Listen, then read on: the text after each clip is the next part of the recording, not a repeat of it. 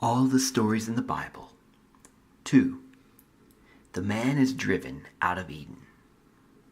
Before I start the story, let us think back to the past stories. Mankind was created as a man in a mud field and placed into the Garden of Eden. The thing I want you to remember is that God commanded man not to eat from one tree in the middle of the garden, the tree of knowledge of good and evil. If he ate from that tree, God said, "You will surely die on that day." Only after that did God create the woman for the man. Now let's begin the story which is found in Genesis chapter 3. The snake was the craftiest of all the creatures that God had made in the field. The snake came to the woman. He asked her a question. "Did God really say you cannot eat from any of these trees in the garden?" The woman replied, "Oh, we can eat fruit from any tree in this whole garden. There's that one. God said, there is a tree in the middle of the garden, and you should not eat from that tree. Even you should not touch it. If you do, you'll die." The snake said, "You'll not die. God knows all about that tree. He doesn't want you to eat from it. You know, if you ate from that tree, you would be just like God. Imagine this. You would know good and evil." The woman went to have a look at the tree. It looked good and beautiful. "And eating from this tree will make me wise." She reached out and took the fruit.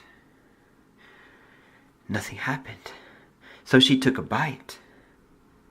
Her husband was right there in the vicinity, so she looked around, she bundled up some of the fruit and took it to show her husband what she had done. And her husband took the fruit and he ate as well.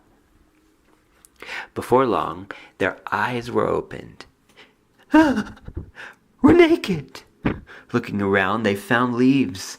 They figured out a way to sew them together into coverings. The cool evening wind brought the sound of the Lord, who had come walking through the garden for a visit. "Quick, let's hide!" God called to the man and said, "Where are you?" I heard your sound. I felt afraid. I was naked. So I'm hiding." "Who told you were naked? Have you eaten from the tree which I commanded you not to eat?" "It was the woman you gave me. She gave it to me. I ate it. I ate what she gave me." "What is this you have done?" "The snake. It was a snake. He tricked me, and I ate the fruit." God said to the snake, "I curse you. You walked proud, but you will walk low. Slide your face in the dust for the rest of your days. There will be no more friendship with you and this woman. I will put enmity between yours and hers. One of your sons you will strike, but he will crush you on the head." To the woman God said, "You know life will not be the same. The process of bearing children will take everything from you. It will fill you with pain. Your wish will be for your husband's place, but he shall rule over you." To Adam, God said, "You gave in to your wife and did what I commanded not to do. The ground on which you stand is cursed. A challenge you will need, and so let you eat with pain. The earth will give you thorns and thistles. Carve a field and bake the bread in the hot sun, and look forward to being mud again. for you were made from it, and now you will once again be nothing but mud. In good time, the man gave his wife a name. He called her Eve. This was his word for mother, because he realized that she would produce a world full of children. God said, "Away with these garments." He took the skin of an animal off the carcass, made new clothes for Adam and Eve. And God said to one another, "Now look, the man is like one of us, measuring out good and evil.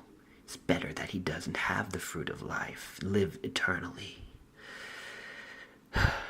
God sent the man from the Garden of Eden back to that field of mud where he had once been formed. He drove them out by force, and if you looked back, you would see large sentinels and something like a sword of flame that swiveled around, pointing out anyone who might ever dare to enter back to that place in search of the tree of life.